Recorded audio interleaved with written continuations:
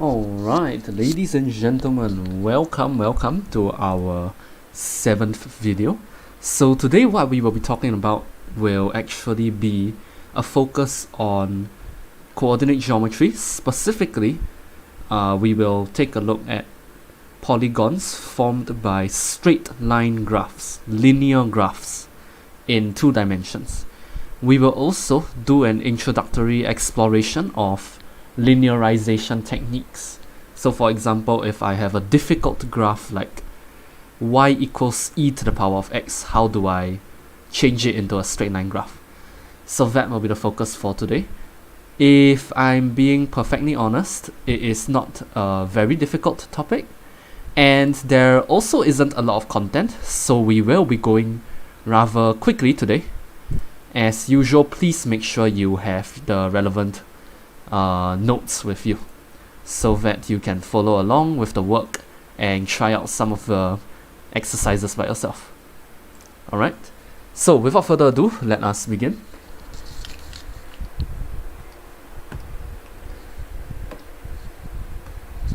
So before we go into the meat of the matter, there are a few techniques and facts that we need to be aware of. Inside 2-dimensional graphs, we will have an x-axis and a y-axis, with the middle position where they intersect being called the origin, capital O. Right? So first of all, we need to know that the starting position is this origin we mentioned, capital O, and it will be referred to as 0, 0. Otherwise, we will refer to positions on a graph as coordinates, and coordinates will be in the form x, y. The first number is x, the second number is y. X refers to horizontal, y refers to vertical. Right? Now, aside from that, if you want to name a position, you will typically use a capital letter, and if you want to write the coordinates, then we will write the coordinates immediately afterwards, such as in this bullet point over here. Now, when we are talking about straight line graphs, one important concept that we should have already learned is something known as the gradient, aka the slope of a graph, the slope of a straight line. So this slope over here refers to how far up divided by how far forward, rise over run, which means that if you have a positive gradient, we should expect to go up, and if we have a negative gradient, we should expect to go down. Now the gradient, given that it is up divided by forward, will always have this formula. And because both the top and the bottom have a subtraction taking place, it does not matter which set of coordinates you choose to go with first, as long as you are consistent. So it's always 2 and then 1, 2 and then 1, alternatively 1 and then 2, 1 and then 2. Right, so an example is given based on the picture on top, and then in this case we have a gradient of 4 over 3. Pretty simple. Now, aside from gradient, we can also use Pythagoras theorem in order to find the length. So again, Pythagoras theorem will require us to find this subdistance as well as that subdistance. That means that you will be doing subtraction, and therefore, just like the gradient formula, it doesn't really matter whether you go 2 and then 1, or if you go 1 and then 2. They're both equal. Alright? Okay, so last but not least, we need to recognize how to work with the equation of a straight line. Conventionally, we will write it in the form of y equals to mx plus c. Right? And m will be the gradient, whereas plus c will be the y-intercept. In other words, the place where you cut the y-axis. And then, if you have the gradient and you have a random point, but the random point might not be the y-intercept, it doesn't matter. You have these two strategies in order to deliberately work out the original equation. The first one in particular, we will be using a lot throughout the practice problems. We will also be using this a lot next year in Sec 4. when you go on to do questions about finding the normal and tangent lines to a particular locus. Therefore, I highly recommend that you get familiar with the very first one. Of course, in EMath in secondary 3, you would also have learned a few other smaller details. So first of all, we know that if you have two parallel lines, the gradient will be the same. For example, if I have y equals to 2x over 3, and I have y equals to ax minus 4 over here, and they are both parallel, then clearly a equals to 2 over 3. Because the gradient here is the number in front of x, the coefficient 2 over 3, which means the gradient is 2 over 3, but parallel lines have the same gradient, and therefore the gradient there, which is a, will also be 2 over 3. And we must also know how to identify the graph of a horizontal and a vertical line.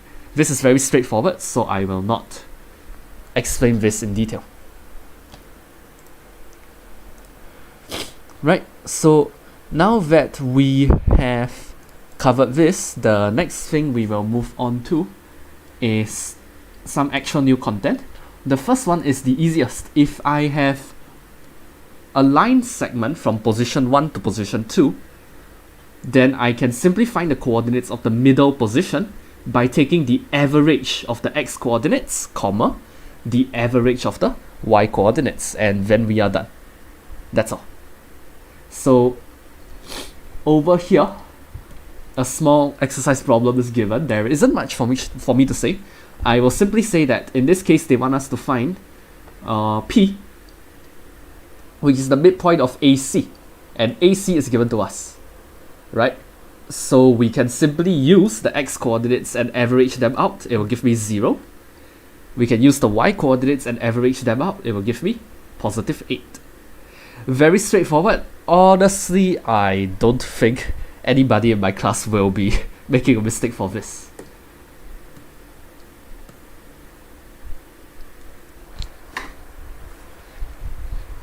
Now, this next section is a little more interesting. We will be talking not just about parallel lines, which we have already learned in EMath, but we will also talk about angles and perpendicular lines. So for parallel lines, we have already covered that, right? So if you have parallel lines, then they have the same gradient. So for example, these two lines must be parallel. They both have the same gradient because the x coefficient is 3. And if you remember, y equals to mx plus c, the coefficient of x, that will give you the gradient. Now, aside from that, we will now move on to how to find angles between a line and the x-axis. So it will be this entire section over here. If I have a straight line of any kind, and the straight line touches the x-axis, then I can actually use the gradient of that line. Specifically, if I have a line and the x-axis on the right hand side of the line, then they will form an angle that will be either acute or obtuse. Regardless of which one it is, this angle, let's call him theta, the tangent of theta will always give you back the gradient. The tangent of theta will always give you back the gradient. So as a few simple demonstrations, let's take a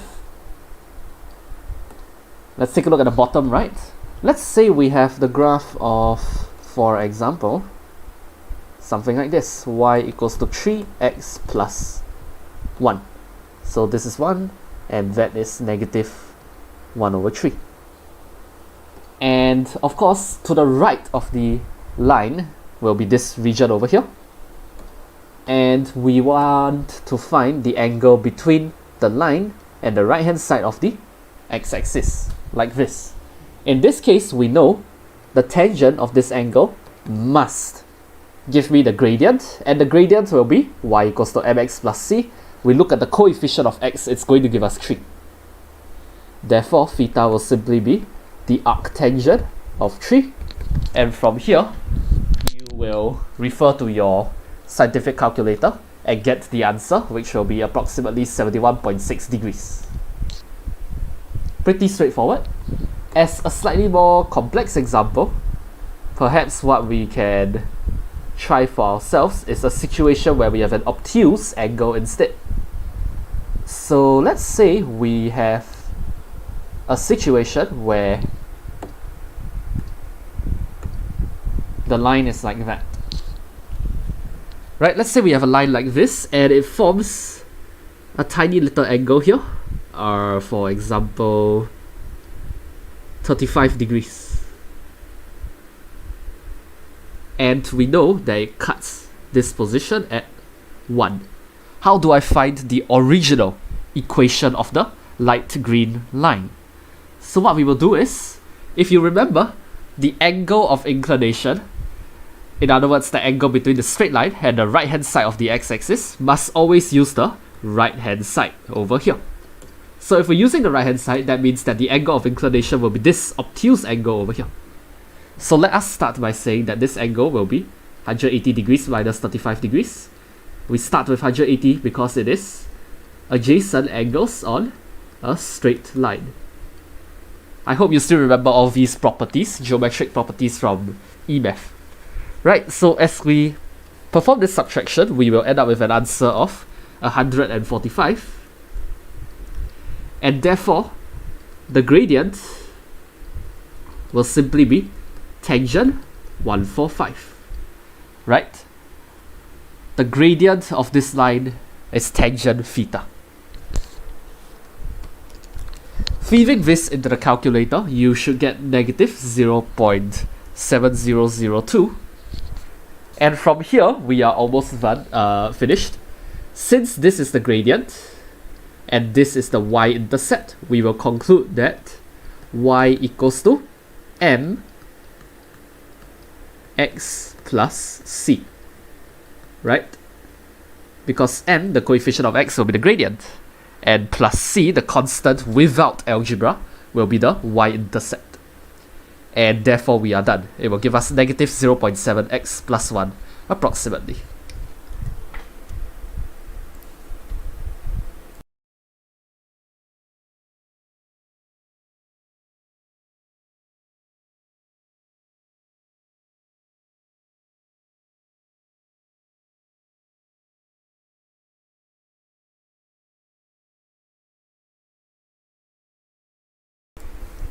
Now that we are done with this section, let us move on to the last portion of this page. We will now begin to talk about perpendicular lines. So what we have learned in EMath so far is parallel lines. They have the same gradient. And 1 minute ago, we just learned how to work with random lines that form random angles with the x-axis. The last thing we need to know about is perpendicular lines. So for perpendicular lines, what we will need to understand is that if I take the gradients and I multiply them together, it should give me exactly negative 1. Exactly. This applies no matter how revolting the gradient is. So as an example, let's say I have my x and y axis here. Okay. And we have some line like this.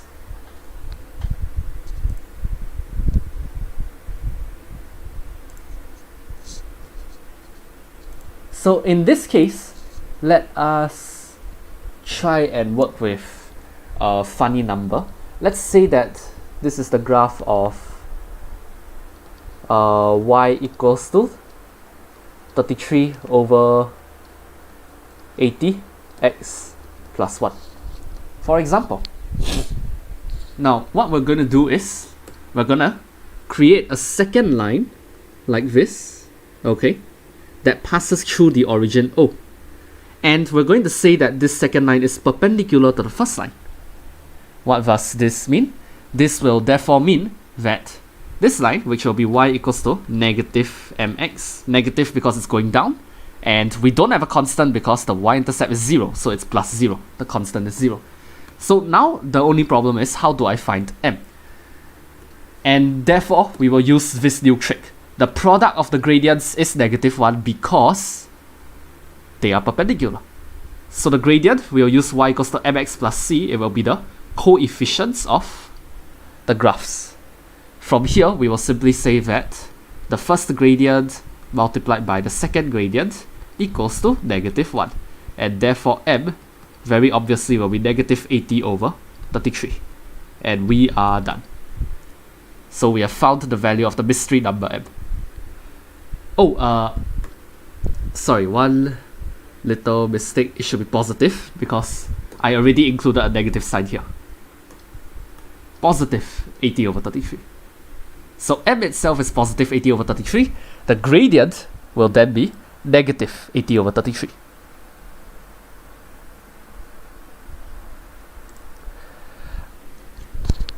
Right, so one important trick that we can use is, because we know the product always gives us -1, we can simply say that if we start with small letter m, right, let's say we start with small letter m over here, then we know for sure the other person will be -1/m, so that we get -1 because they're perpendicular. Now, of course, we won't always just get perpendicular lines floating around. In fact, a lot of the time, it is quite common to see perpendicular lines in geometry. For example, inside a square, the lines that are adjacent to each other will be perpendicular because they form 90 degrees.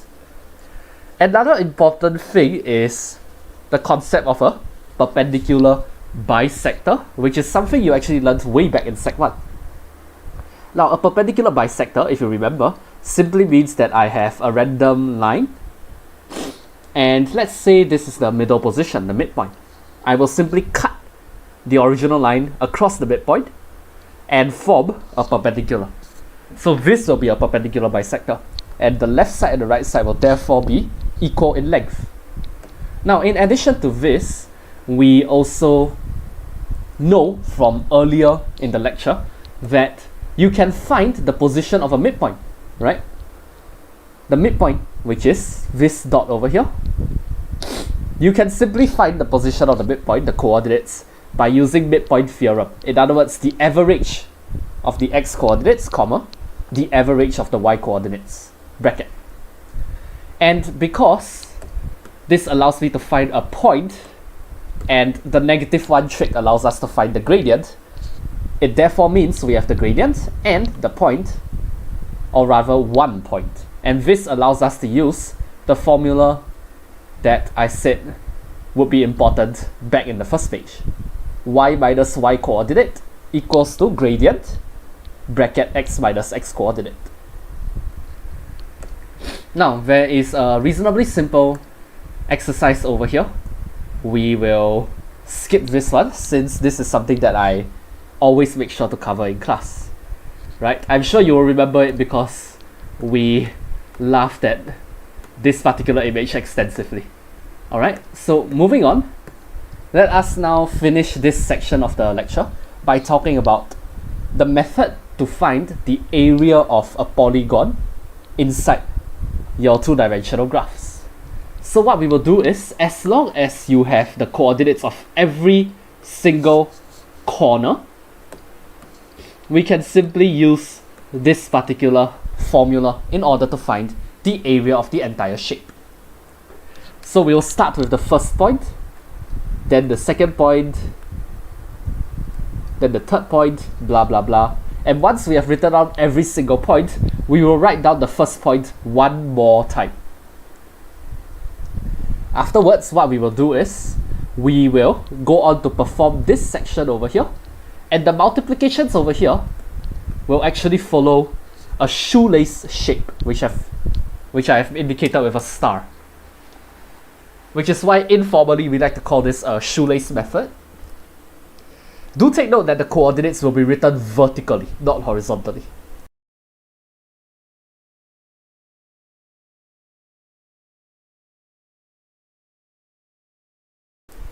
Now, once we have all of this, the only other thing we need to worry about is, okay, what order do we write the coordinates in? The answer is simple. All you need to do is to either go anti-clockwise, which is better, or you can go clockwise. Now, anti-clockwise will give you a positive final answer, clockwise will give you a negative final answer. But the reality of the matter is that it doesn't really matter. If you look at how this formula is presented, you will observe that we do not use ordinary brackets only. We actually start off with these chopstick shapes. Now, these chopstick shapes, the vertical lines over here, refer to the modulus function, also known as the absolute value. Essentially, what it does is it turns a negative number into a positive number, whereas a positive number stays positive. And therefore, even if you go in a clockwise direction and you get a negative answer, these chopsticks will turn them into a positive answer anyway, which is why you see the chopsticks being used to cover up the round brackets on the right hand side of the equation. Right, so 2 examples have been given over here, and I will give you a short moment to review these examples while I take a swig of water. After this, we will move on to some exercise problems, and then we will move on to the linearization segment.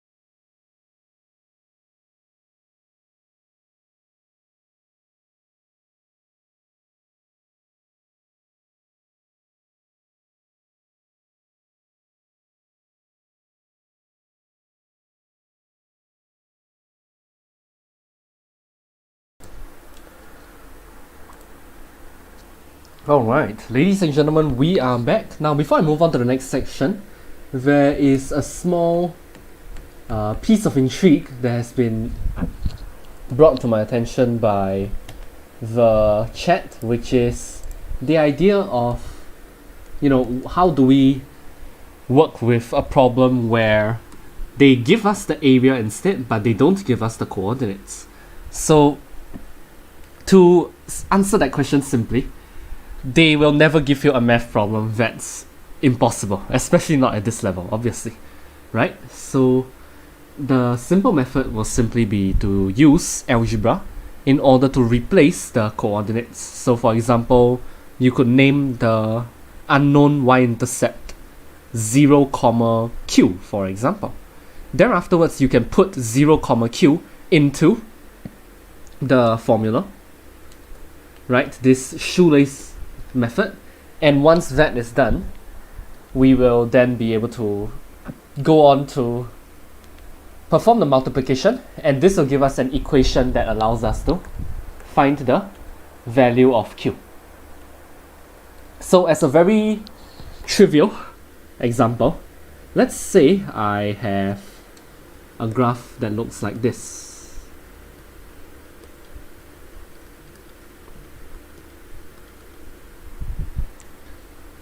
Okay, and let's say this is marked as 4 and this is marked as 5, and afterwards I have an unknown point over here such that we draw a triangle like this, okay, and then we say that the area of the triangle is, for example, 15 square units. How do we go on to find the coordinates of the orange point? So step 1, we know that the orange point is on the y-axis, so definitely it's going to be 0, something, let's call it q. Step 2, we will apply the shoelace method accordingly. The area, which is of course 15 as per the question, will be half. Start from a point you like. Let's say we start from 0, 4. We go anti-clockwise to 0, q. We go anti-clockwise to 5, 0. We go back to the first point, which is 0, 4. From here, we can do our shoelace method. Let's take a look at this direction. You should see a total of 20 because we were 0 times q, 0 times 0, 5 times 4. That gives us 20. On the converse side, we have the following: 4 times 0, 0, q times 5, 5q, and last but not least, 0 times 0, which is 0. Afterwards, each of the results of the multiplication, we will subtract. Then we will put the chopsticks, then we will put half. Of course, once you have this, we already know the chopstick portion will be positive. Why? Because we went anti-clockwise. So actually we can get rid of the chopsticks and replace them with normal brackets. At the same time, I'm going to take the half and move the denominator 2 over, therefore giving 30 equals to 20 minus 5q. From here, it is readily apparent that q will be equal to 2. And therefore, the point must have been, let's see, wait, sorry, it'll be negative 2, what am I doing? It'll be negative 2. There we go. And therefore the point will be 0, negative 2. And then we are done. It's pretty straightforward. In the event that you really have a situation where you don't know anything about the point, so you have an unknown x and an unknown y, then what we will do is we will simply go on to try and create a second piece of information, and this will allow us to do simultaneous equations. Right? So not anything particularly enlightening. So let's move on to the practice questions section. I have quite a few problems I would like to discuss today. Anyway, as we learned earlier, if you have two different straight lines, like this and like that, and they are perpendicular, in other words there is a 90 degrees like so, then we should expect the gradients multiplied together to give us -1, something we discussed earlier. Alright, so having said that, let me move the display and we shall go on to our practice questions. Let's start with this problem over here, question number 4.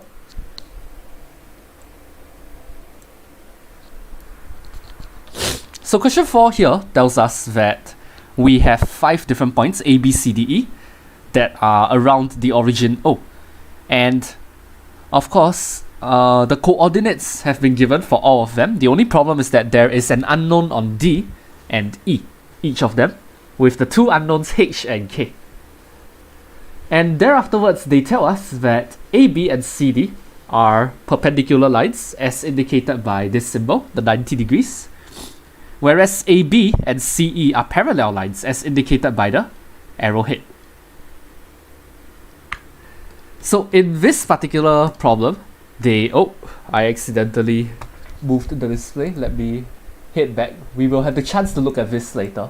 No need to be too excited.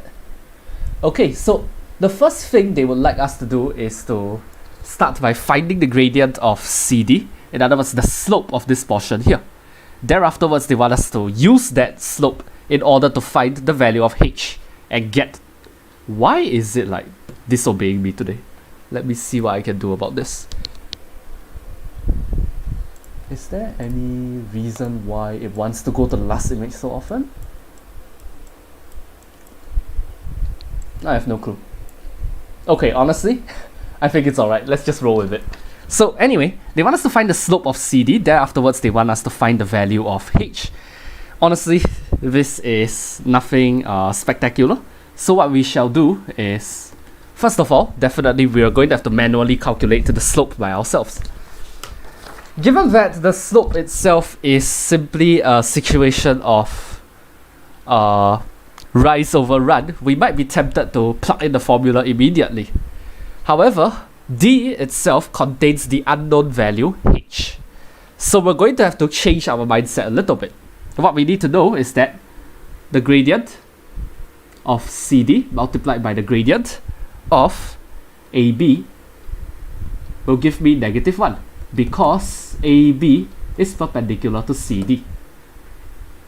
Right? This is what we will start off with, the -1 trick.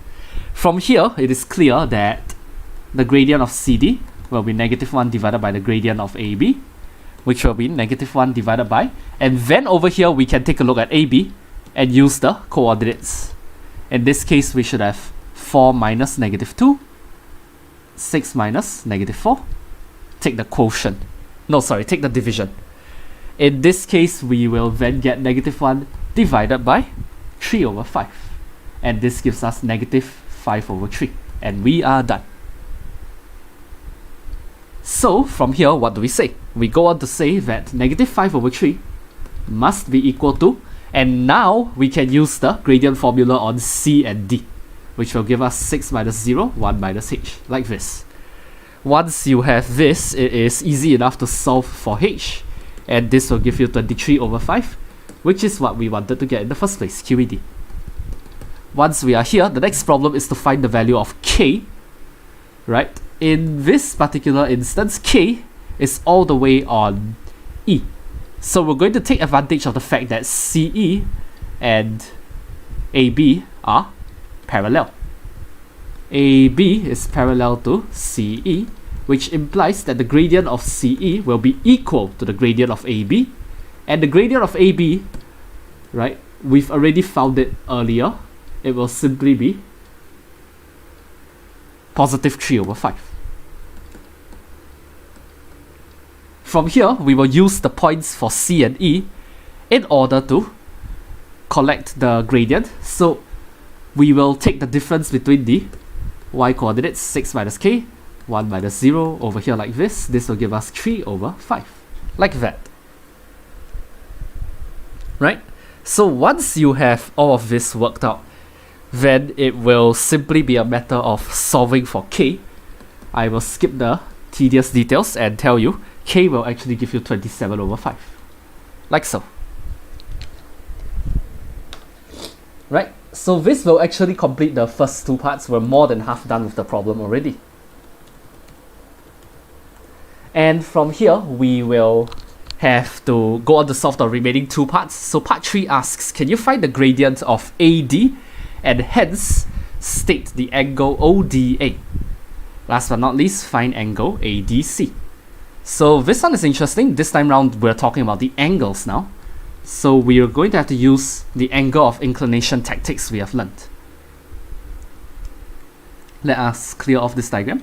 ODA, in this case, we can actually do something to make our lives a little easier. Let us stretch AD forward a little bit more, like so. You will then recognize that ODA, which is this little acute angle here, is actually the same as that angle over there. Why is it the same? Because of vertically opposite angles. Now, what this helps us with is that the second angle we have drawn over here is between the straight line and the positive right-hand side of the y-axis. X-axis. The right-hand side of the x-axis. What this tells us will then be that the small little acute angle here is actually the angle of inclination, and therefore the tangent of this angle gives us the gradient of AD. So we will simply start by finding the gradient of AD, which will be 0 minus -2, h minus -4. Of course, in this case, will then get us positive 2 divided by h plus 4, where h is 23 over 5 plus 4. This will then give us a value of 10 over 43. And therefore, we know that the tangent of the angle we want to find, which is theta, which is equal to ODA, the tangent of this angle will give us 10 over 43, implying that angle ODA will be arctangent 10 over 43, therefore giving us 13.09 degrees, i.e. 13.1 degrees to 1 decimal place.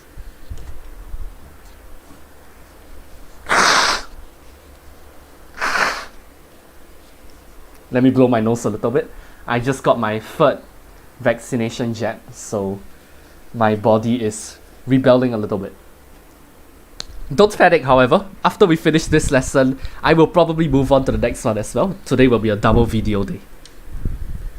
Okay, so once we have this down, the last problem will simply be to find angle ADC. They said hence or otherwise, so we actually have two different approaches here.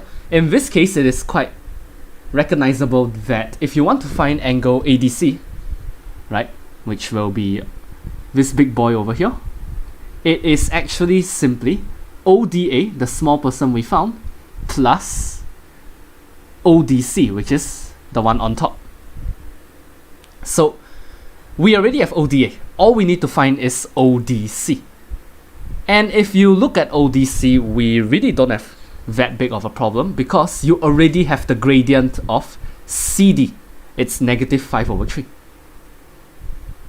Right? So we will simply use the method of angle of inclination one more time. Angle ADC will be equal to angle ODA plus angle ODC. ODA is 13.09 degrees. And then plus ODC. ODC will be inverse tangent of positive 5 over 3. Why do we use positive even though the gradient is negative? Simple. Because in this case, if we use the negative gradient, we're actually going to get the angle of inclination, which is using the right hand side of the x-axis. When in reality, we want to find this guy, the left hand side. Therefore, we're going to have to rebel against the negative sign and pretend it's not over there. From here, feed this whole thing into your calculator, you should get 72.12 degrees. In other words, 72.1 degrees to 1 decimal place. And that completes the problem. Right, so the second problem is a little bit different. This time round, they tell us, okay, I have a triangle ABC that is drawn in bold, and I have an extra point D which forms a second triangle with dotted lines. they have told us that the length AC is equal to the length BC. In other words, ABC is isosceles. Thereafterwards, the points B and C have been given, but for point A, we don't have the x-coordinate. It is simply the unknown constant P. Therefore, what we are going to do is, in order for us to find P, we will simply take advantage of the fact that the length of BC and the length of AC is the same. This implies that, and from here, we will need to recall how to find the length. It will be Pythagoras theorem.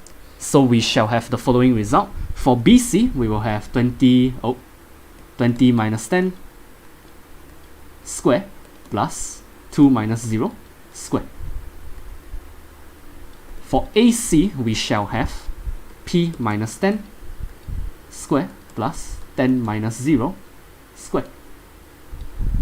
Of course, from here, we can go on to say that we have the following result. I deliberately swapped these two around. So do take note. Once we have this, you should observe that the left hand side and the right hand side are basically the same thing, except P minus 10 entire thing square has been replaced with 4. So we will go on to say that P minus 10 entire thing square is equal to 4. In other words, P minus 10 will be the square root of 4. And the introduction of a square root implies we're going to have to work with plus minus. From here, it is simple enough to find that P is either equal to 12 or 8. Of course, looking at the diagram over here, you will see that A is on the left hand side of C. In other words, we can expect to have P to be lesser than 10 strictly. And we will use that to justify that since P is lesser than 10, we will deliberately reject P equals to 12. That is fake news. We will instead maintain P is equal to 8. And we are done. Once this is clear, the rest of the problem is somewhat straightforward. Part 2 asks, we have a point D, and it forms the parallelogram ABCD. How do I find the unknown position D? So in this case, it is not very difficult, if I'm being honest. You will simply need to think in very literal terms. Remember, this is a parallelogram. So if you look at BC, what happens over here? I go 2 steps down, I go 10 steps back. And therefore, we can expect the same series of instructions to apply over here. I will start from A, I will go 2 steps down, I will go 10 steps back, like so. Now, once we have this over here, we will then be able to say that we start from A, which is P comma 10, right? In other words, 8 comma 10. And then you can imagine, okay, I'm going down by 2 steps. In other words, we should have this guy, 10, subtract by 2. Furthermore, we are going backwards by 10 steps, so I should have the 8, subtract by 10. And this will immediately tell us that point D will be negative 2 comma 8. And we are done. You do not need to give any working because it is a 1 mark problem. From here, the next problem asks, can we find the area of parallelogram ABCD? There are 2 different approaches that you can use over here. The first is to use the formula for finding the area of a parallelogram, which will be the length of one side, let's call it L, multiplied by the shortest separation between that side you used against its parallel adjacent side. Parallel opposite side. So the area will simply be L times D in this case. It forms a 90 degree over here. Now, this is annoying to do because very clearly this is a parallelogram that is slanted and floating in the middle of nowhere. Therefore, we will suck it up and we shall use the shoelace strategy from earlier. Half. And then we will open the chopsticks. From here, you can start with any point that you like. So for example, let's start with the new point, negative 2, 8. And then, in order to make things exciting, earlier on I used anti-clockwise movement. Let's do clockwise this time. And we shall move on to P comma 10. In other words, 8 comma 10. The next one will then be 20 comma 2. Last one will be 10 comma 0. make sure to go back to the starting position, -2, 8, like so. Once you have this, the first set of multiplications will be in this direction, and we should get -20 plus 16 plus 0 plus 80. This gives us positive 76.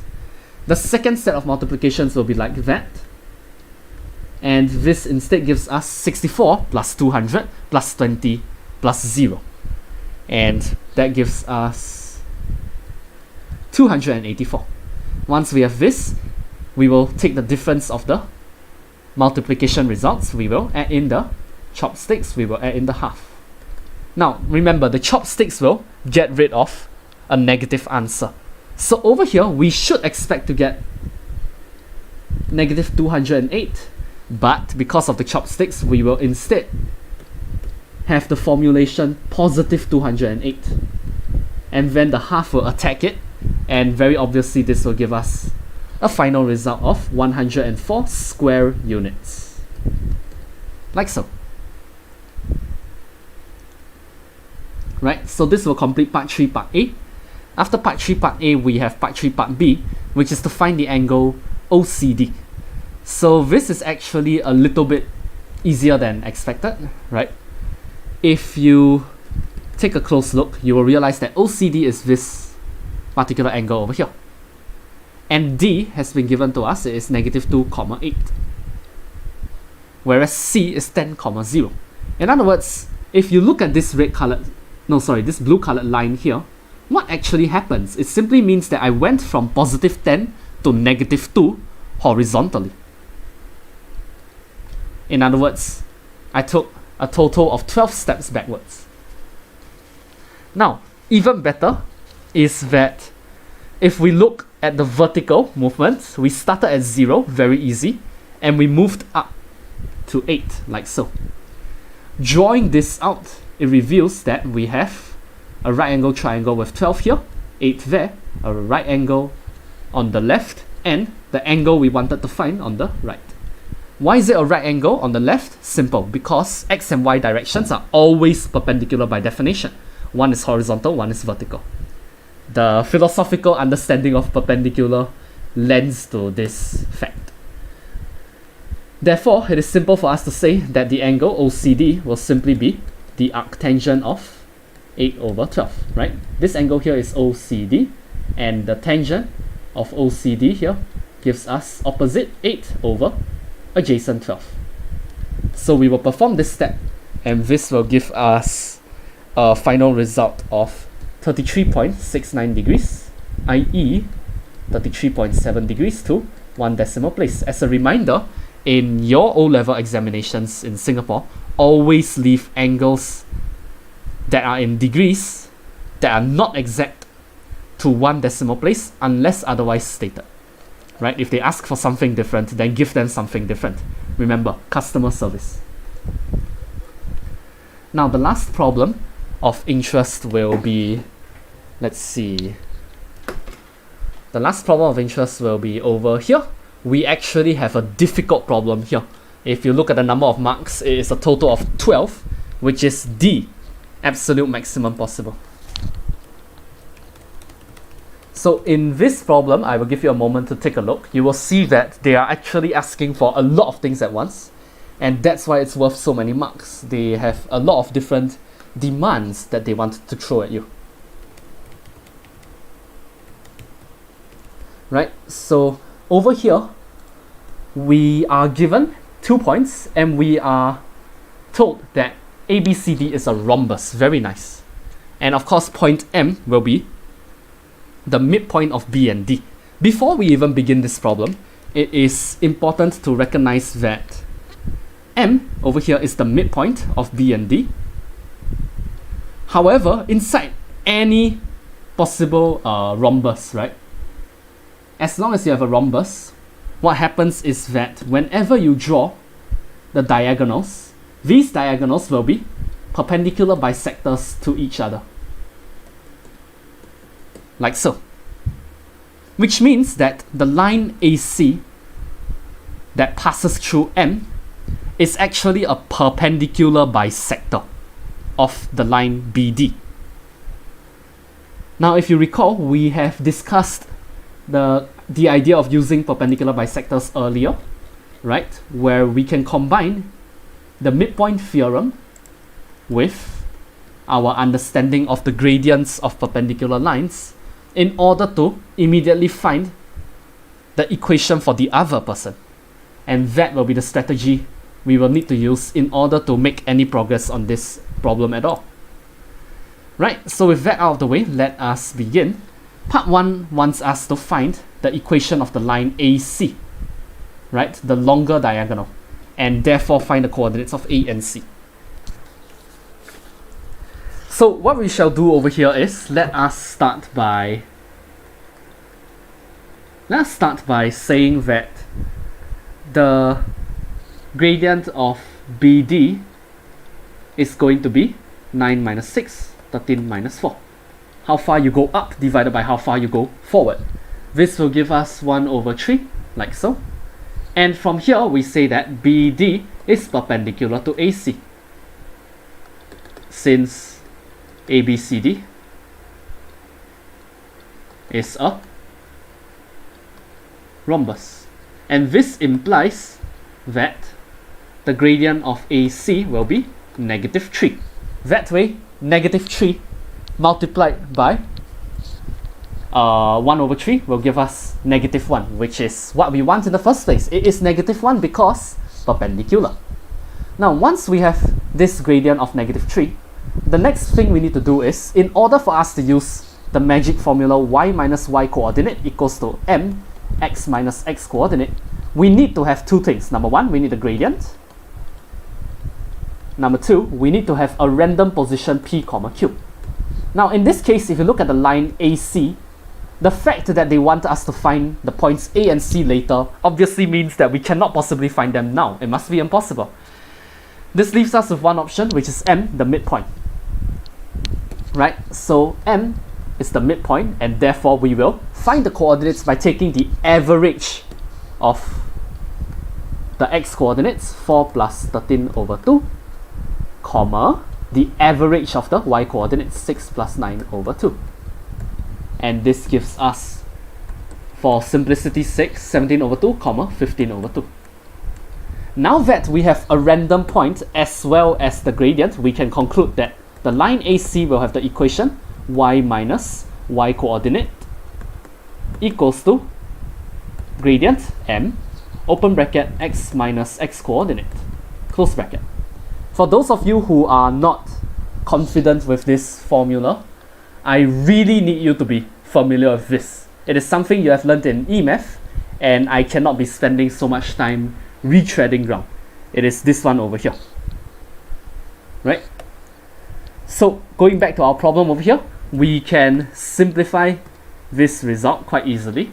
It should turn out to give us y equals to negative 3x plus 33. And we are done. From here, it is simple enough to find A. So A is at the bottom, and therefore we will substitute in y equals to 0. Obviously, if y equals to 0, we should have the following result. So x equals to 11 and y equals to 0. So this is a simple step, and therefore I will simply declare that A is going to be 11, 0. We're done. As for C, C is a little more interesting. In order for us to find C, we need to remember that in a rhombus, the diagonals are perpendicular bisector. This does not only apply to BM and MD, this also applies in the other direction. In other words, AM and MC. Consequently, this means that AM and MC have the exact same length and they go in the exact same direction. Therefore, I can simply ask myself, what happens from A to M? Now, M over here is actually 17 over 2, 15 over 2. So from A to M, what we observe is that I will actually move backwards, correct? Because A is 11, 0. So we're starting from 11, we end up at 17 over 2, in other words 8.5, and therefore we can expect it to be a backward step of 2.5. And since we're starting from a height of 0, it will very definitely be an upward step of 15 over 2.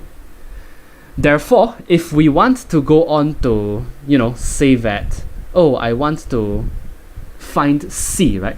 We will simply repeat the steps a second time. From M, we're going to go backwards by 2.5, and we're going to go upwards by 15 over 2, like so.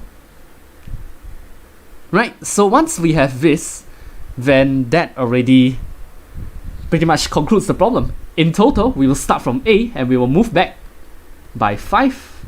We will move up by 15. Oh, sorry, not over 2, just 15.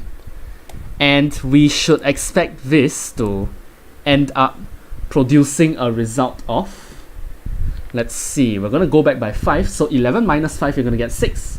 As for 0, it will simply go up by 15, and therefore we get 6, 15, like so. And this gives us the points A and C. Right, so once we have this, let me clear the screen a little bit.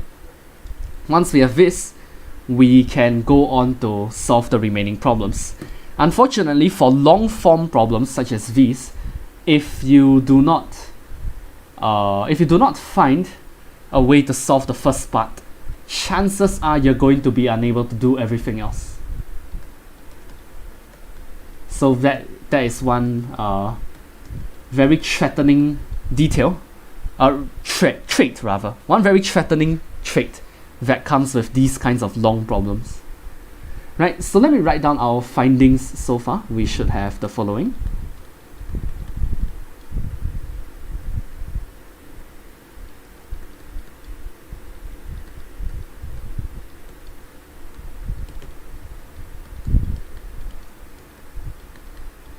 Like so. Now, once we are here, we can move on to the next portions. The next portion wants us to find the angle DPA and therefore the angle MAP.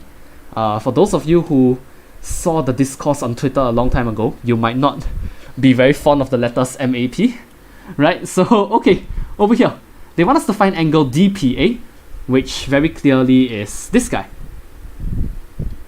Now notice that it is an angle formed by the line and the right hand side of the x-axis, and therefore it is simple enough for us to say that this angle we want to find is the angle of inclination. Therefore we can find the angle by simply doing the arctangent of the gradient of the line PD, which is the same thing as the line BD, and therefore we will be using 1 over 3. From here, this will give us a result of 18.43 degrees. In other words, 18.4 degrees to 1 decimal place. Once we have this, they then go on to say, okay, can I actually find the angle MAP? So in order for us to work this out, we need to recognize that the angle MAP, which is over here, can be found by taking a look at this triangle, right? MAP will therefore simply be 180 degrees minus angle AMP minus angle, let's see, DPA. And why is this the case? It is the case because of the angle, the angle sum of triangle. Now once we have this, of course, the next thing we need to observe is that if you remember, M, the point M, is the midpoint of a perpendicular bisector. Perpendicular implying this angle here, right, AMP will be 90 degrees. Hence, we get the following result, 180 degrees minus 90 degrees minus DPA, which we have already found, right? DPA is the same guy over here, 18.43. From here, we will throw all this into the calculator, and this will give you a final answer of 71.56 degrees. In other words, 71.6 degrees to 1 decimal place, like so. And that completes the second part of the problem. Now the third part is also very interesting. They tell us, okay, can we first find the exact length of CM? Right? So CM, we will simply use the coordinates of C and the coordinates of M, and then we will perform Pythagoras theorem. So C is this guy over here, 6, 15. Therefore, we will have 6 minus, and then we'll work with M, which is that guy over here. So 6 minus 17 over 2 square plus 15 minus 15 over 2 square. Slap a square root on top. Now, it is simple enough for us to type everything except the square root into the calculator. This will give you a result of 125 over 2, like so. Once this is done, we need to ask ourselves, why did they get a 10? And why is it a nice little fraction on the outside? So the trick is simply to multiply the top and the bottom by 2, and this will give us 25 over 4 multiplied by 10. Using the laws of surds that we have covered in the third video lecture, this will give us the square root of 25 over 4 multiplied by the square root of 10. In other words, 5 over 2 multiplied by the square root of 10 square units. And that is what we wanted to get, QED. Once you have this, then the second part, find the area of triangle CBD, will be quite straightforward. CBD will actually be this portion over here. And we have already found CM, which is the height of the triangle. Right? We have already found this height, which will be 5 over 2 root 10. So all we need to do next is to find the base, which will be this guy, BD. So we shall have half times the base, BD, times the height, CM. Now BD, unfortunately, we're going to have to use Pythagoras theorem. So we'll have 13 minus 4 square plus 9 minus 6 square. Slap a square root on top, multiplied by CM, which is 5 over 2 root 10 from earlier.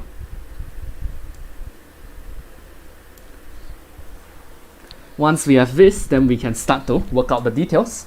Once again, it is easy enough for us to throw everything that is not the square root into the calculator. This will give us a total of half square root 90 times 5 over 2 square root 10.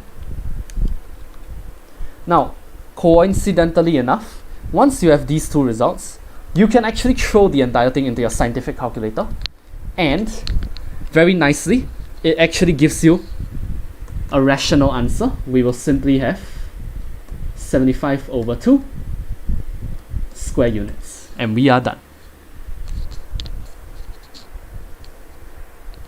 Right? So now we have the extra details, which is that BD is square root 90, and that the area of triangle CBD will be 75 over 2. Right? So this allows us to move on to the very last problem. The last problem tells us, okay, we're going to draw in a new point Q. The special thing about this point is that it will actually create another triangle, CDQ, and the new triangle CDQ is going to have the same area as what we found earlier, CBD. How do we find the coordinates of Q? So to work this out, what we need to recognize first of all is they say the point Q lies on PBMD produced. Now what does that mean? Whenever we tell you that it lies on a line produced, it means that following the order of the letters, in this case we have PBMD, so it's this way, we will follow the order of the letters, and then we will extend the line. We extend the line until we reach the position we want. So in this case, let's call this position over here Q. And over here they tell us, wow, the triangle CDQ somehow gives us the same area. So let's see, this will be CDQ. And the triangle we found just now, which is this guy, CBD, will be over here. how do we find Q? So in order to do this problem, what we need to know is that these two triangles, if you look closely, actually have the same height, don't they? The height will simply be Cn. Because if you have a triangle that is slanted like this, you can simply start from the top, draw a vertically downwards height, and create this perpendicular. That will be the height you use for the formula of the area of a triangle. So when we try doing that over here, the point at the top will be C, and drawing it downwards simply gives us Cn, which is the same height we used in part B. So if we have two triangles that have the same height, then the fact that they have the same area means they must have the same base. In other words, this length, square root 90, will be equal to that length, square root 90. And since they are equal lengths in the same direction, all we need to do is to ask ourselves, what is the journey undertaken? So you ask yourself, if I start from B, how do I get to D? As it turns out, you will simply take 9 steps forward, 3 steps up. And therefore what we can do is we can take another extra 9 steps forward, another extra 3 steps up. And this will immediately tell us the answer. Q will be 9 steps up from D, which gives us 22, and 3 steps up from 9, which gives us 12. That's all. Thereafterwards, the very last problem is to find the length of line segment OQ. So you can simply imagine this is O, 0, 0, and this is Q, 22, 12. If you want to find the length, it will simply be Pythagoras theorem. So in this case, we will simply do Pythagoras theorem like so. And in doing so, we should get the square root of 628. Of course, the square root of 628 does not give you a nice number, so we could actually just leave this as the answer. Let's see, question in the chat, doesn't Q have two possibilities? Q beyond D and Q? Okay, wait, beyond D and Q? Did you just repeat yourself? Okay, oh, Q beyond D and Q in between P and B. To answer your question, simply no. Because if you remember, what does the meaning of the English phrase produced mean? It means that you strictly must follow the direction indicated by the capital letters. PBMD is going up, and therefore we can only go up. It is impossible for Q to therefore be in between P and B, because that is below. That's why when we drew the dotted line over here in the first place, you notice I only went up. So we cannot go backwards from the final point that was stated, right? If I'm saying PBMD, that means I start from P, I go to B, I go to M, I go to D, and then we have to continue in that direction. No backtracking. Which is why we actually only have one possibility over here. Good question. Right, so this is actually a problem of the linguistics. We need to recognize what the word produced means in a geometric setting. Right, so up to this point, this actually completes the coordinate geometry segment of our lecture, and we will move on to linearization. For those of my students who are watching this video, it might be a good time for you to stop here and leave the second half of the lecture to another day, maybe tomorrow or maybe later in the day that you are currently at.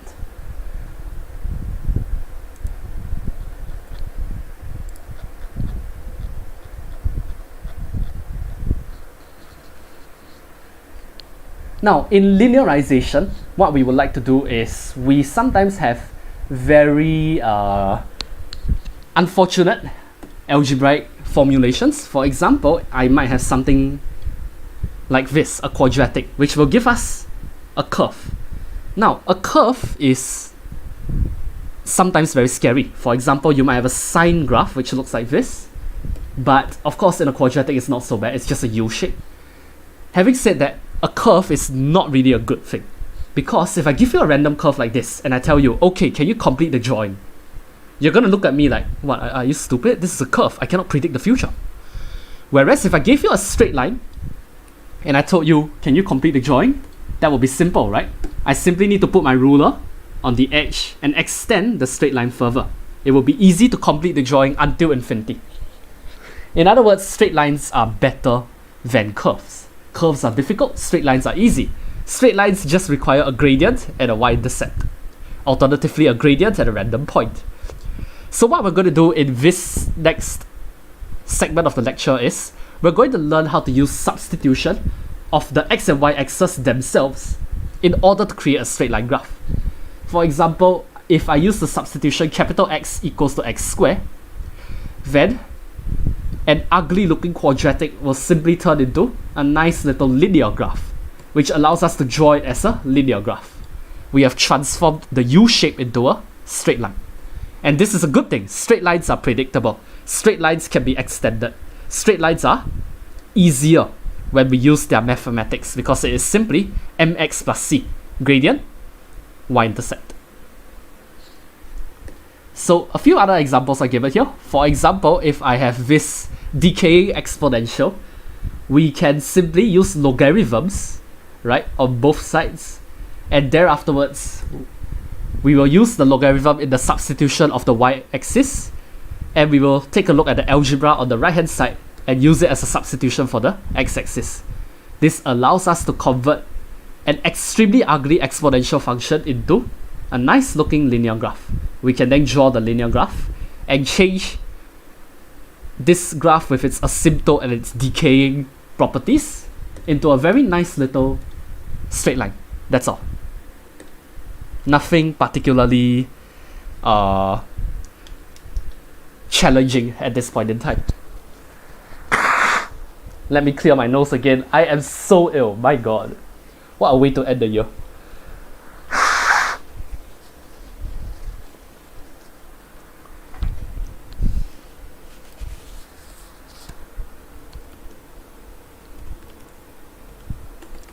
Right, so here are we have went through two examples of linearization so far. How does changing non-linear to linear be helpful? Quite simple actually. Let's say you want to find, let's say you are given a set of data points for x equals to 1, x equals to 2, x equals to 3, and you want to find the value of y when x equals to 1.5. If you have a curve, you're kind of screwed. You're going to have to draw the graph out by hand, and even then there's going to be human error. You can plot it digitally with a computer. That will be basically your only option. Whereas if you change non-linear to linear, it will be simple enough to just draw a singular straight line. You just need to take your ruler, boom, one and done. And because it is a straight line, the margin for human error is a lot lesser compared to drawing a quadratic graph by hand. In other words, changing non-linear to linear is not only for laziness, in other words, you skip all the difficult math for quadratics and change it into linear, but more importantly, on a practical standpoint, if you are in a situation where using a computer is inconvenient, then it dramatically reduces the margin of human error. That is the idea we're working with.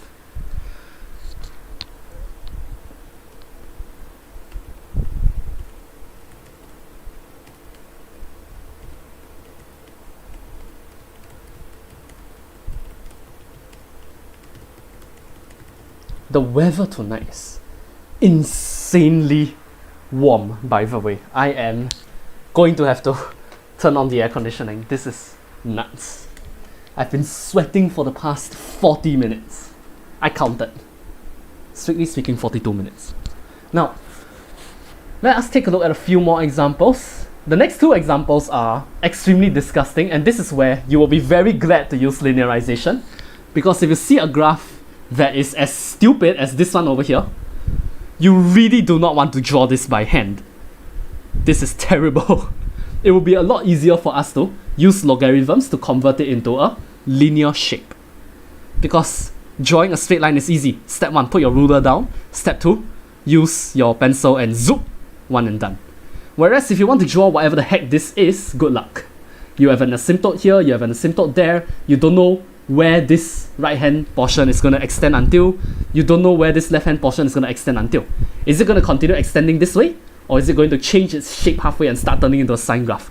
You never know, unless you have, of course, like your graphing calculator or your computer with you, but in this case we are going to work under the assumption that you, for example, have too many data points and you are unable to feed them all into a calculator program that is online. You're going to have to write your own computer program. In that case, how do you teach your computer program to do the linearization process? That is what we will be learning. And this last example over here is extremely terrible. I will leave you to stare at it yourself. So we have a few simple problems over here. Sometimes a few of the math problems will be super easy. They will give you a diagram already, and they will give you the substitutions for x and y already. And they will simply ask you, yo, can you find y in terms of x? So in that case, we will simply need to create an equation linking the substituted y with the substituted x. In order to do that, we have two methods. Over here in this first example, we are using y equals to m, the gradient, x plus c. Capital Y and capital X in this case stand for the substitutions, i.e. we should have y squared equals to mx cubed plus c. Y squared, x cubed. Very simple example over here, so I will not spend too much time. Let us move on to the next one. Now, the next one asks, it is given that we have this extremely unholy algebra where x and y are related through some unknown constants h and k. The first part of the question is funny. They ask, explain how a straight line graph can be plotted to determine the values of h and k. So for Singaporean students, when you see this phrase in the exam, explain how a straight line graph can be plotted, or can be drawn, or can be created, so on and so forth. If you see the phrase explain how, they're actually looking for a specific set of instructions and keywords. The first step is to create the linear form. The second step is to tell me who will be the substitutions. So in this case, plot 1 over y against logarithm x. The third step is to tell us you must get a linear graph. And the fourth step is to tell me who is the gradient. The fifth step is to tell me who is the y-intercept. In this case, because y has undergone a substitution, the more unambiguous phrase is vertical intercept. Vertical because y direction is vertical. Right? So that will be the strategies, or rather the keywords that we expect to see in your answer. This will suddenly turn into a science paper. I expect to see keywords. Right?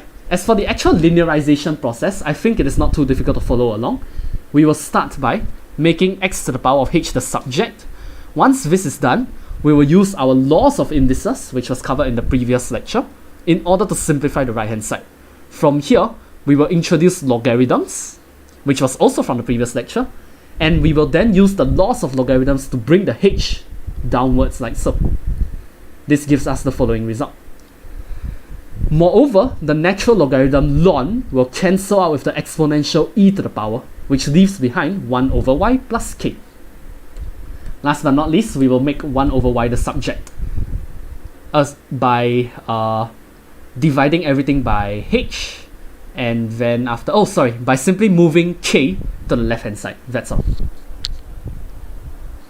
Right? And then the second part asks us to find the value of h and k. The good news is that they have already given us some numbers. So you can simply substitute these numbers into the linearization that you have already found. This will then create simultaneous equations, and from here, it will simply become a secondary 2 math problem. Linear simultaneous equations. Very simple. Okay, now over here we have an actual exercise to work with. They tell us we have a straight line graph drawn with the y-axis replaced by x plus y over x, and the x-axis replaced by x squared. They want us to find an expression for y in terms of x.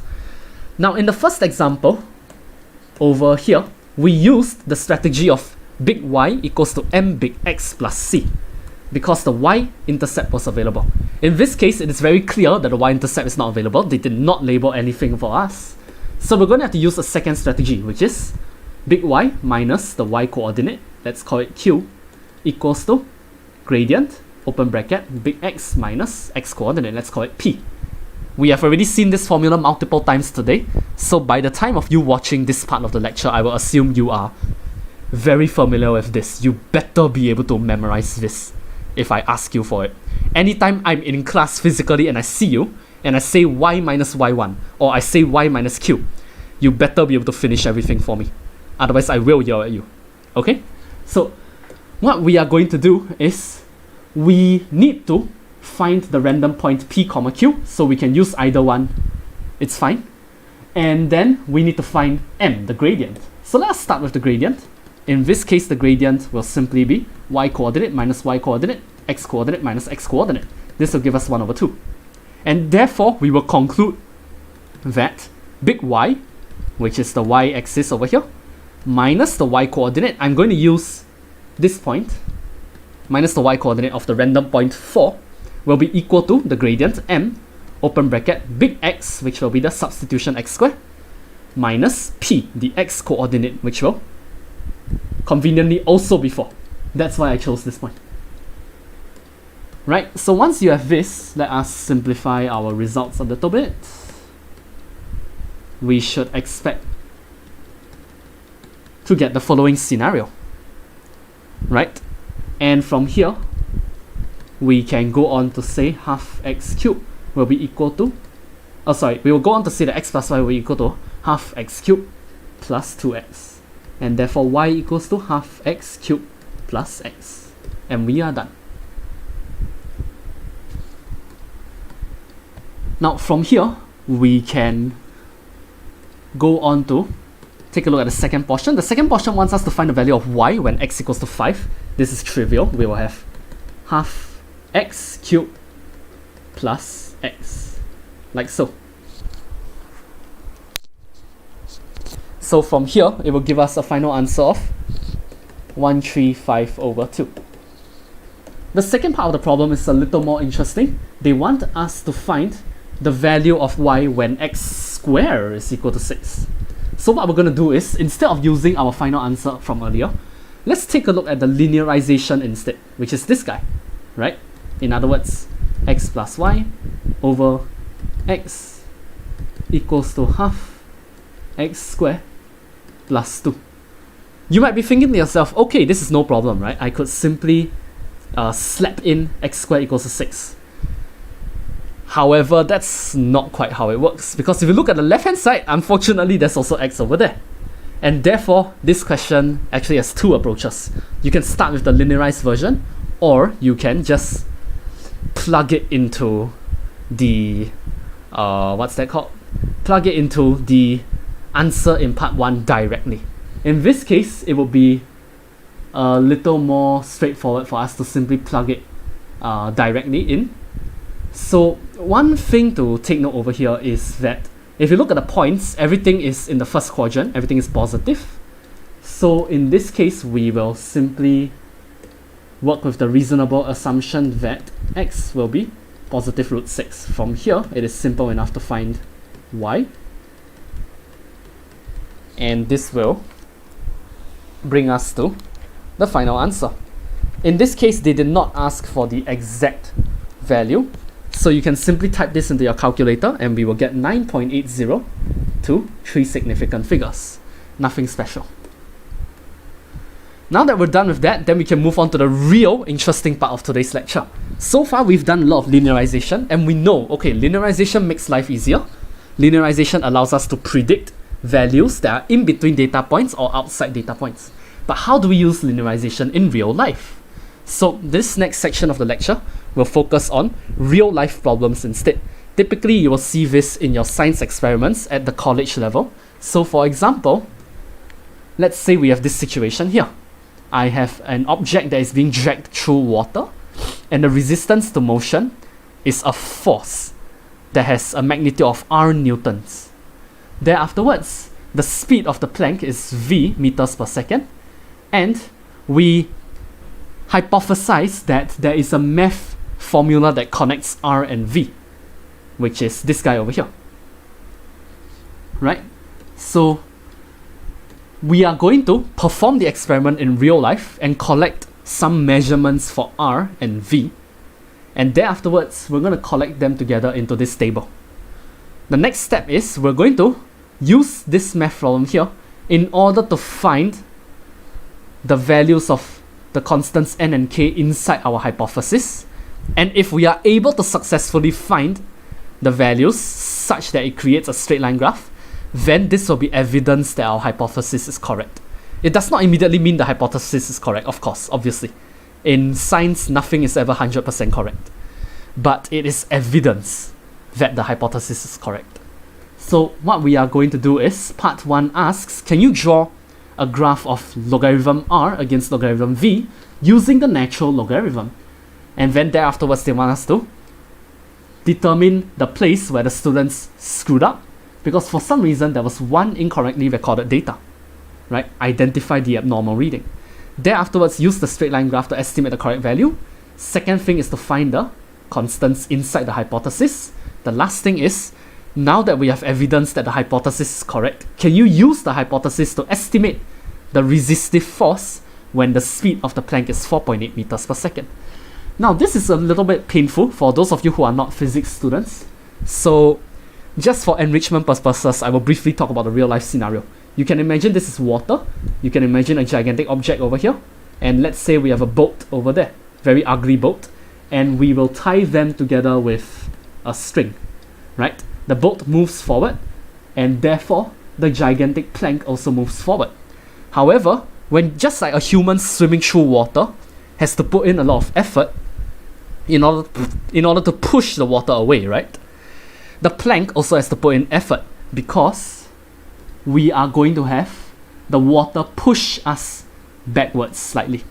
And it is this pushing backwards that we are measuring. This is capital R, right?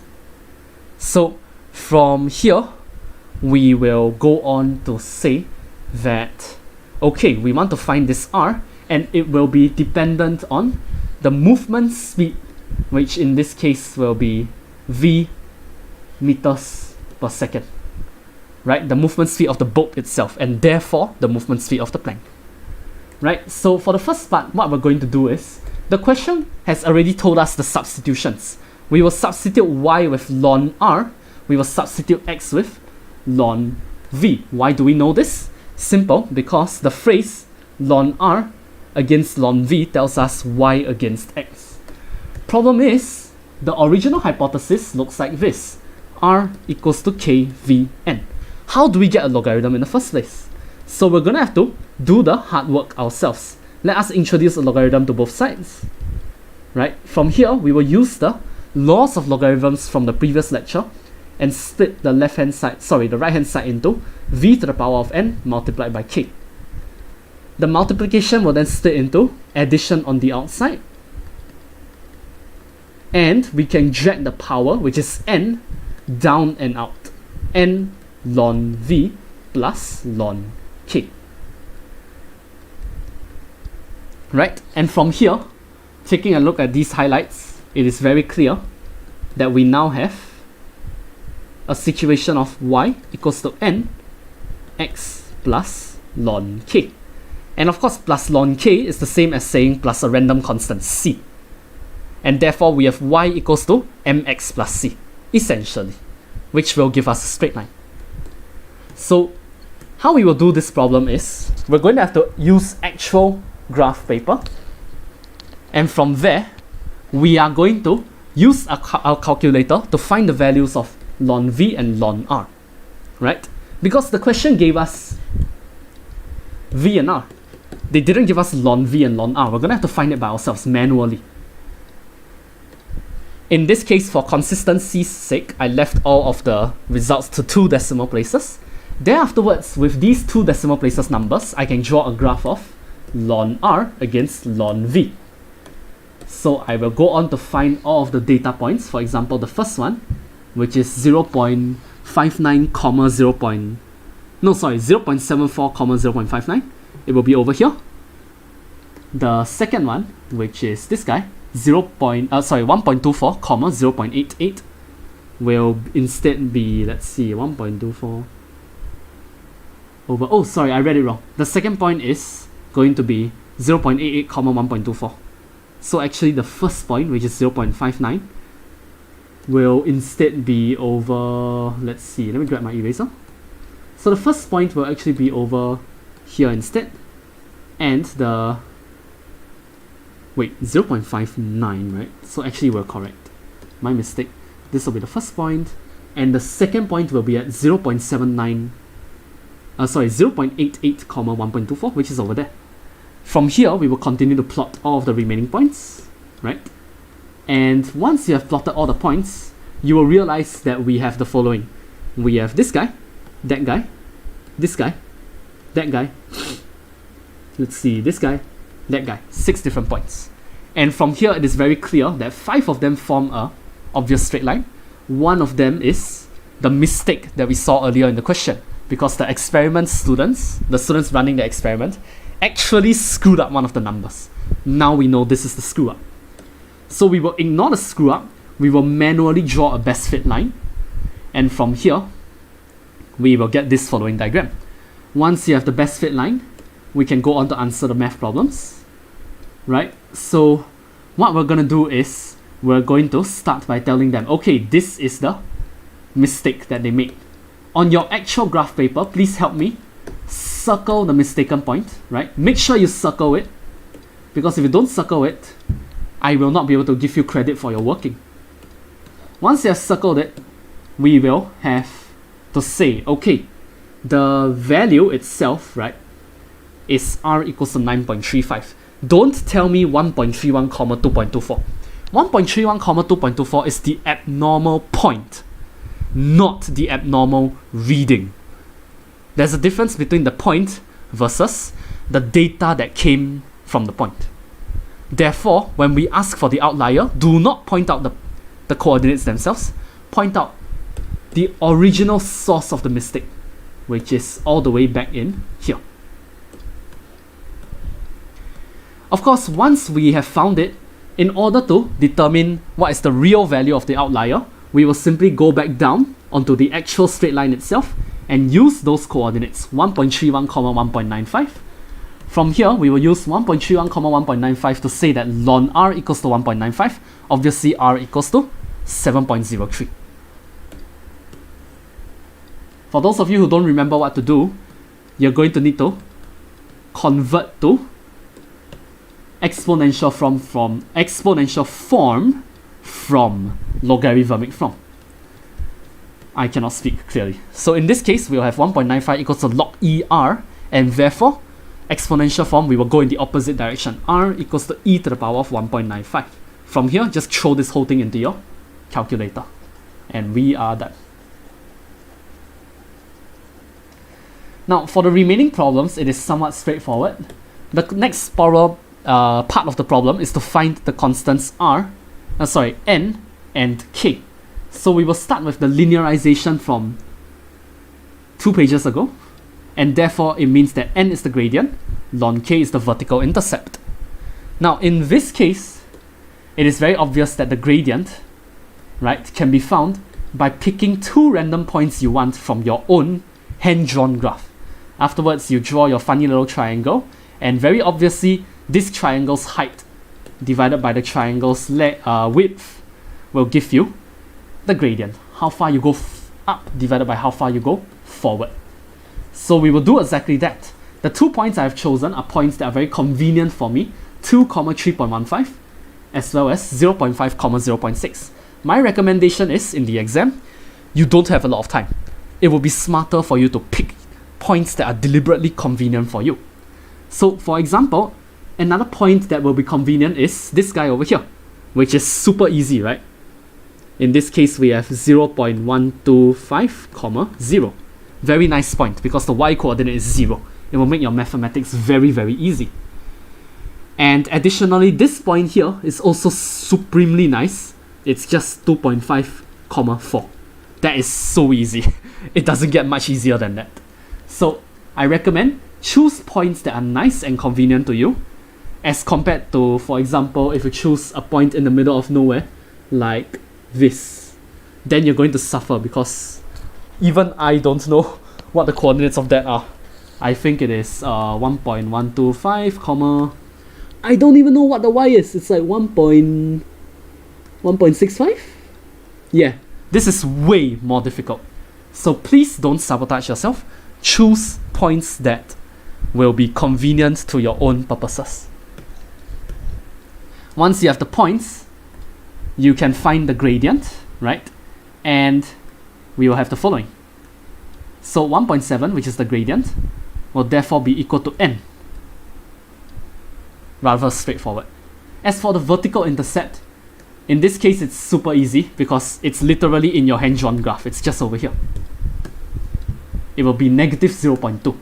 And therefore, we will say that the vertical intercept ln k will be negative 0.2. Once you have this, we will simply convert into exponential form, which will give us k equals to e to the power of negative 0.2. And that's why we have this guy over here, which gives us 0.8. Now, in this particular problem, let me get rid of the pen. In this particular problem, the question wants us to find all our answers to one decimal place, so please follow their instructions. Remember, math exams are customer service. So give them what they want. Now, once you have found the constants n and k, the last portion of the question should be very easy.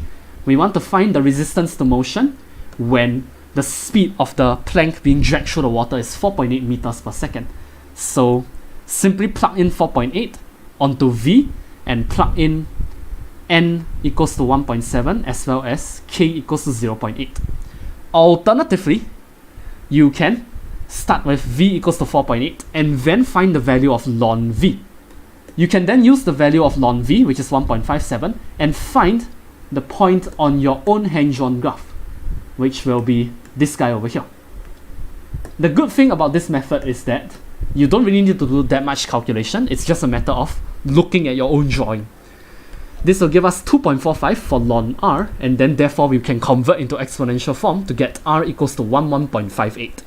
Rounded off to 3 significant figures, we get 11.6 newtons of resistive force. Now, unfortunately, given the online nature of our crash course lectures, I will not be going through any further examples of these real-life problems. There are some that are given at the bottom. So I have a question about bacterial growth. I have a question about the relationship between power, electromagnetic field strength, and resistance of electricity.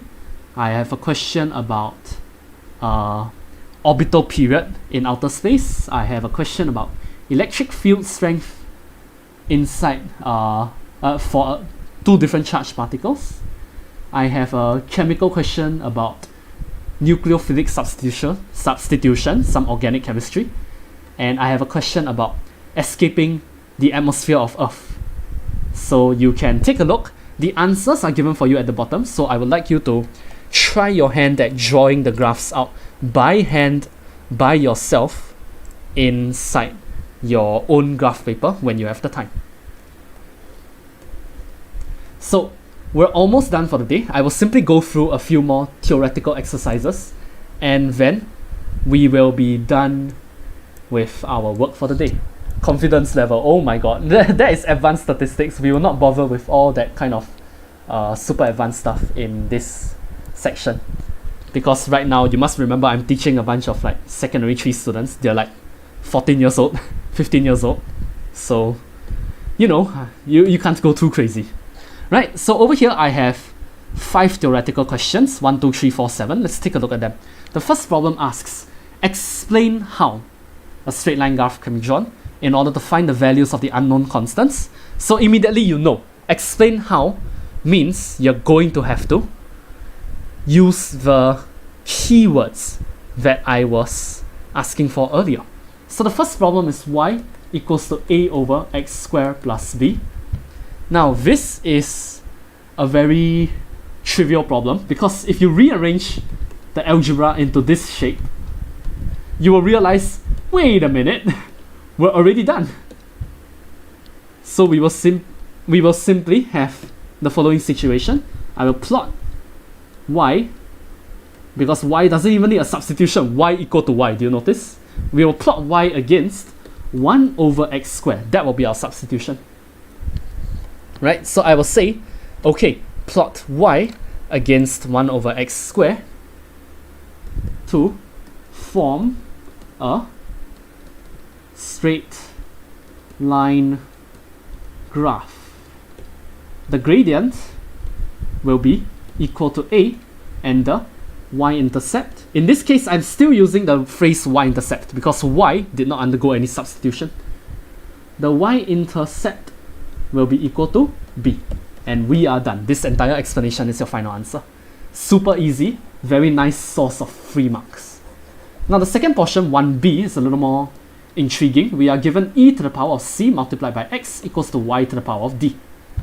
Therefore, what we're going to do is, in order for us to figure a way to separate the people we want to find, which is c and d, from the algebra, which is x and y, we will perform the separation by introducing logarithms. Right? So what we are going to do is we will go on to say that, okay, I can introduce logarithms on both the left and the right, like this. In this case, we will deliberately use the natural logarithm because there is an e in this question that we would like to deliberately get rid of. So over here, we will use our laws of logarithms, and the left hand side will be a multiplication. Multiplication obviously means we can split it into logarithm plus logarithm, like so. As for the right hand side, the power d can be dragged down and out. Last but not least, on the left hand side again, you will see that we have a logarithm and an exponential, so they will cancel out, which leaves you with c. From here, let's make ln y the subject by dividing by d. This will give us 1 over d multiplied by ln x plus c over d. And from here, we will be very delighted because this person can be capital Y and that person can be capital X. In other words, y equals to 1 over d x plus c over d. Of course, the fact that the vertical intercept c over d has two unknowns means that if you really wanted to find c and d, you must start with the gradient and find d first. Then you can simultaneous equations to find c. So let us explain this to the teacher. We will say plot a straight line graph of big Y, which is ln y, against big X, which is ln x. The gradient will be 1 over d, which should be found first, and then the vertical intercept. In this case, y has been replaced by ln y. So the ln y intercept will be equal to c over d, and we are done. So this will enable us to find c and d quite easily.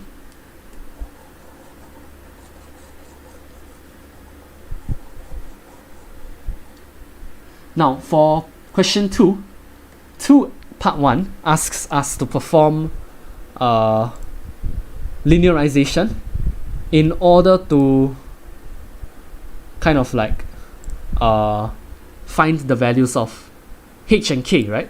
So in this scenario, right, it is actually again very straightforward because you notice y equals to hx squared plus k, right? X squared itself here can simply be replaced with capital X, and then we are done.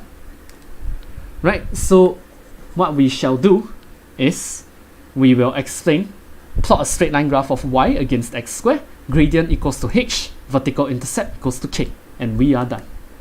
By the way, the phrase vertical intercept always works, regardless of whether you do any substitution on the y-axis. So if you want to use your brain a little less, the easiest strategy is to just always use the phrase vertical intercept.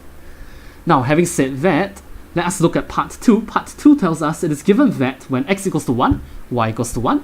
When x equals to root 10, y equals to 4. So obviously, if I have y equals to hx squared plus k, I can have x equals to 1, y equals to 1 to give us 1 equals to h times 1 plus k.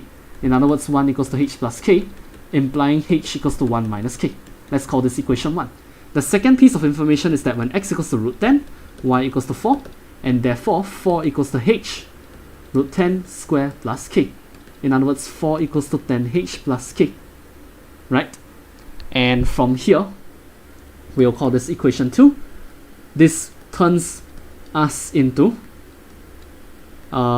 this turns our situation into simultaneous equations. So I will substitute 1 into 2, and this gives us the result of 4 equals to 10 h plus k, like so. In other words, 10 minus 10k plus k. In other words, 10 minus 9k. From here, it is obvious that we can move the 10 to the left, which gives us negative 6 equals to negative 9k. In other words, k equals to 2 over 3. Let's call this equation number 3, and we will substitute 3 into 1. This gives us h equals to 1 minus 2 over 3, in other words 1 over 3. And therefore we have found h and k. The end. Pretty straightforward problem, I don't have a lot to say. Now the next 3 problems in question 3 are a lot more interesting. They have given us some pictures, and they simply want us to find y in terms of x. So let's look at the first one. The first one gives us these 2 points, right? So I will find the gradient, which will be 7 minus 1, 1 minus 4. This will give us 6 over negative 3, in other words negative 2. From here, we will use the same strategy as we always do. Y minus y coordinate equals to m x minus x coordinate.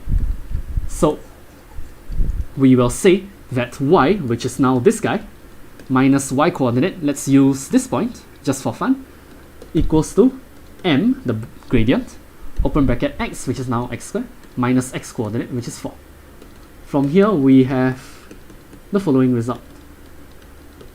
And of course this allows us to say that we have this formulation over here. Once we have this, the last thing we need to do is to divide the left and the right hand side by square root x. And we are done. So for the second problem, we have instead 2 slightly separated points over here, right? So same thing, the gradient will be 28 minus negative 1, 9 minus negative 2 over 3. This will be a little bit of a funny number. I think you can tell that the numbers here are kind of cringe. So throw this in and throw this into your calculator to avoid the cringe numbers, and you will realize that the final answer is actually very simple. We will get positive 3. From here, we have a random point. Let's use this guy. And of course, we have the substitution y over x squared for y and 1 over x for x. So let's use the same method as always. Y minus y coordinate equals to gradient x minus x coordinate, like so. Alright, from here we have y over x squared plus 1 equals to 3, 1 over x plus 2 over 3, which obviously will give us 3 over x plus 2.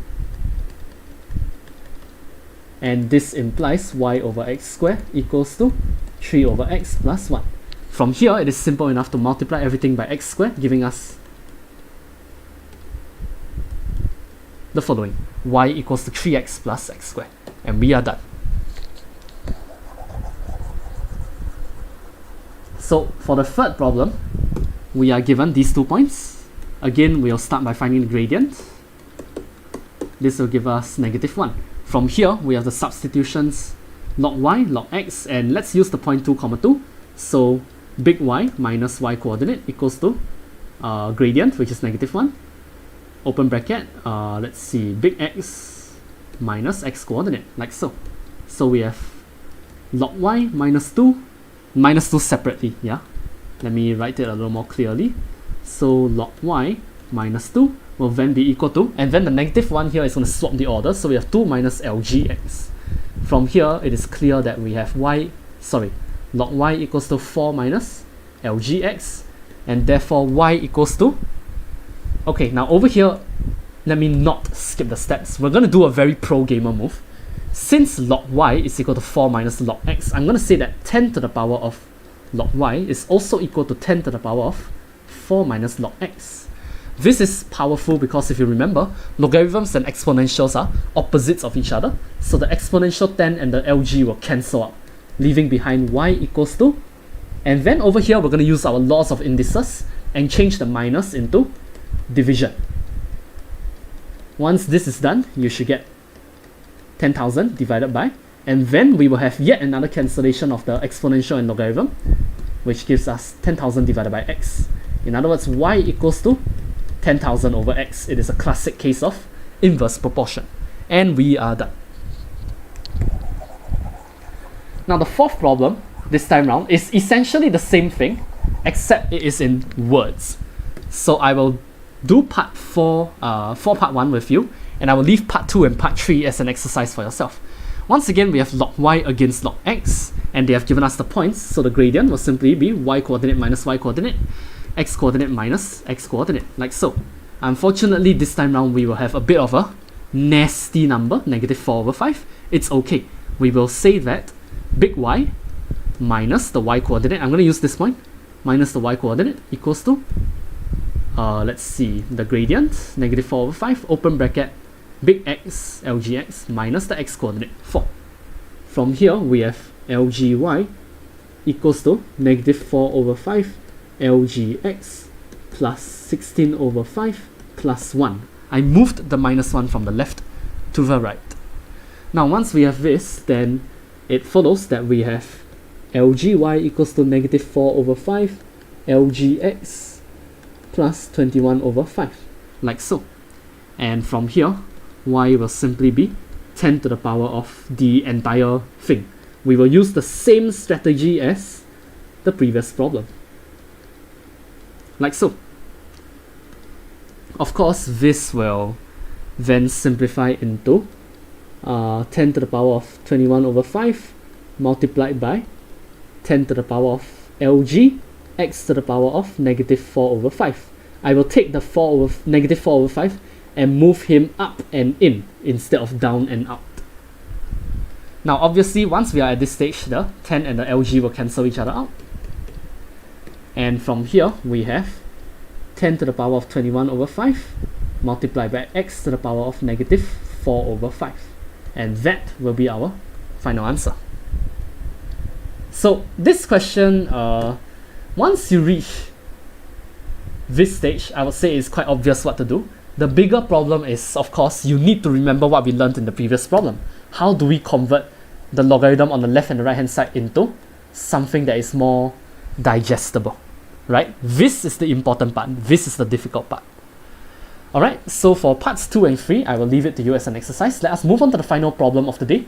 Final problem of the day tells us that we have some really ugly diagrams, and once again, they simply want us to find some formulas. This time around, it's not y in terms of x, it's just some funny algebra rubbish. So let's look at 7a.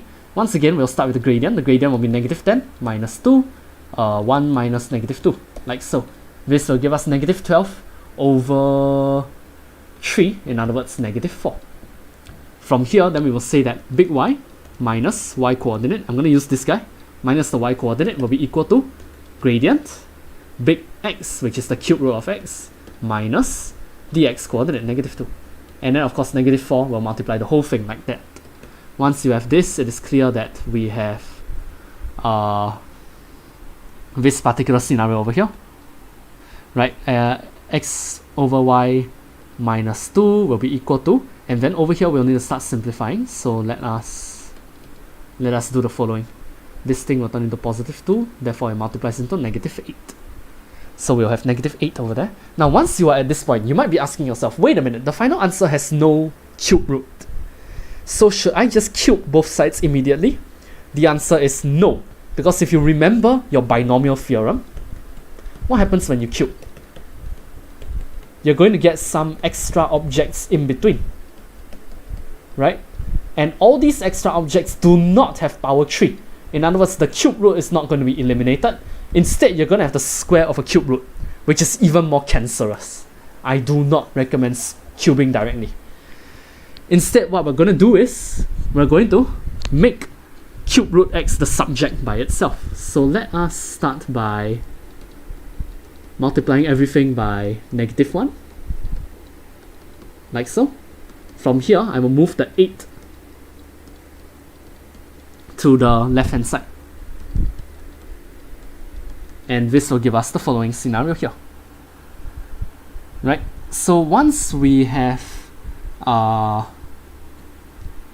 this particular situation, what I'm going to do is I will go on to multiply everybody by y. The reason we do this is so that it gets rid of the denominator on the second term.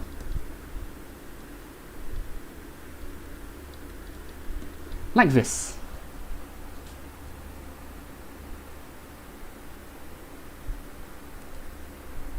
Right, so once we have this, I'm also going to do a bit of a pro gamer move and factorize out -1 from the left hand side. Like this. Once you do this, I think you will start to see what's going on. There's a 6y plus x, there's an x plus 6y over here. Right? So let us rearrange it into the desired shape, x plus 6y.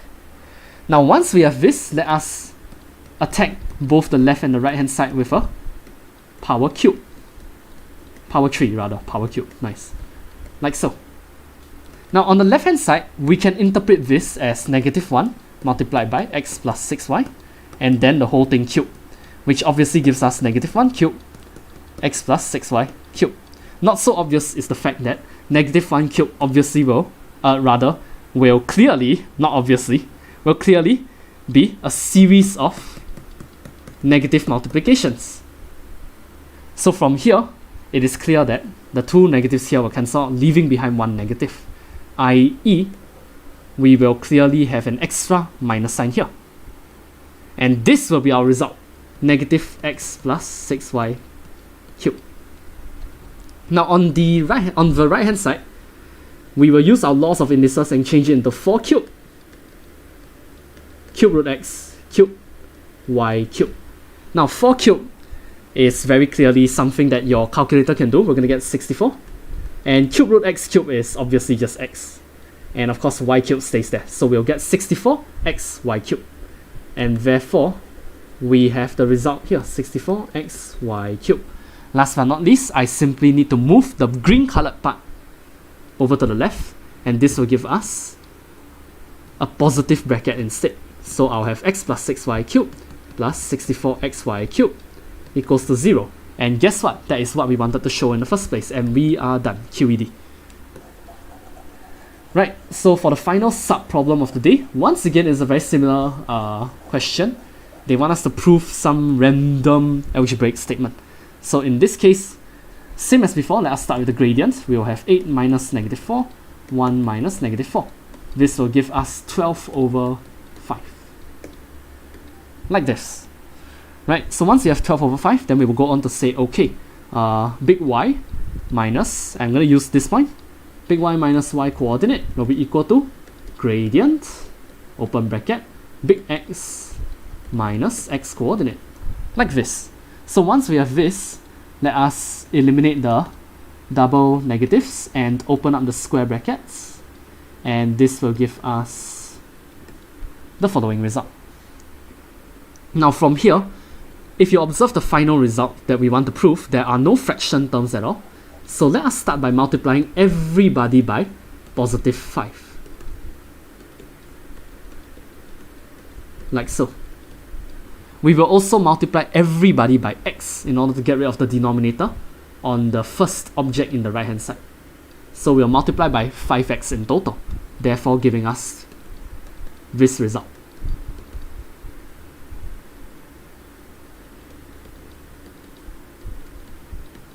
Like so. Alright. Now once we have this particular shall we say scenario, the next thing we need to do is we will need to try and figure out what exactly they did in order to get that specific shape. Now one clue is the fact that 12x is isolated by itself on the right hand side. So let's go ahead and try doing that. We're going to have 12x on the right hand side, which means the left hand side will be 5x squared y plus 20x, and then we will move aside 12y, and we will also move aside 36x. Therefore, we have the following result. Let's see.